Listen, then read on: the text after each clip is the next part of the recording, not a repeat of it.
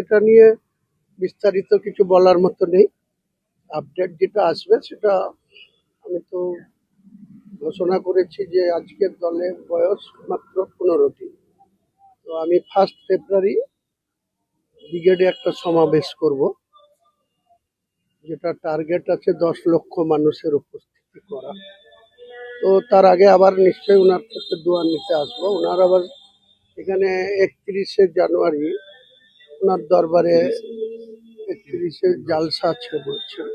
তো যেহেতু আমার 1 ফেব্রুয়ারি প্রোগ্রাম আছে, ওই টাইমটা আসতে পারবো না, তার আগে আরেকবার আসবো ওনার কাছে, তখন বিস্তারিত আলোচনা হবে। দেখুন, আমি কাউকে অ্যাডভান্টেজ পাই দেওয়ার জন্য আমি আমার রাজনৈতিক দল খুলিনি। যেটা টিএমসির পক্ষ থেকে বলা হচ্ছে, আমাকে আখ্যা দেওয়া হচ্ছে বিজেপির বি টিম। আমি বলতে পারেন যে আমার পার্টিটা সেকুলার, কিন্তু মূলত বাংলার 37% মুসলিম। আজকে যারা 34 বছরের সরকার ছিল তাদেরকেও ইউজ অ্যান্ড থ্রু মানে ব্যবহার করেছে ভোট ব্যাংক হিসাবে। তাদের মধ্যে গ্রাস রুটে বিভাজন লাগিয়ে রেখেছে, মারামারি, গন্ডগোল, ঝামেলা। একটা মারছে কে একটা মুসলিম, মরছে কে মুসলিম, কেস খাচ্ছে কে মুসলিম, জেলে যাচ্ছে মুসলিম। এই পলিসি নিয়ে 34 বছর সিপিএম চলেছিল, 14 বছরে মমতা ব্যানার্জি একই থিওরিতে মুসলিমদের ব্যবহার করছে। এই জায়গাটাই আমার আপত্তি।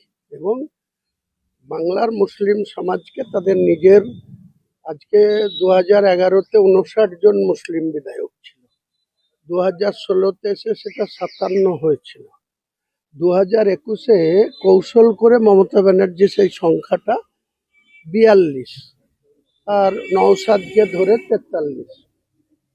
তো এই জায়গাটাতে আমার আপত্তি। আগামী দিনে আমার টার্গেট বিধানসভায় 90 জন মুসলিম এমএলএ যাবে 294-এর মধ্যে। আর 204 নিয়ে শুভেন্দু আর মমতা ব্যানার্জির মধ্যে যে কম্পিটিশন, ও বড় হিন্দু না এ বড় হিন্দু, এ মন্দিরের প্রতিযোগিতা করছে, ও সনাতনী সনাতনী করে চিৎকার করছে। তো তারা 204টে আসন কে 150 পৌঁছায় দেখি না। আর মুসলমানরা তাদের প্রতিনিধি, আমি তো 2টো সিটে লড়বো, 2টোতেই জিতবো ইনশাল্লাহ, তারপরে একটা ছাড়বো।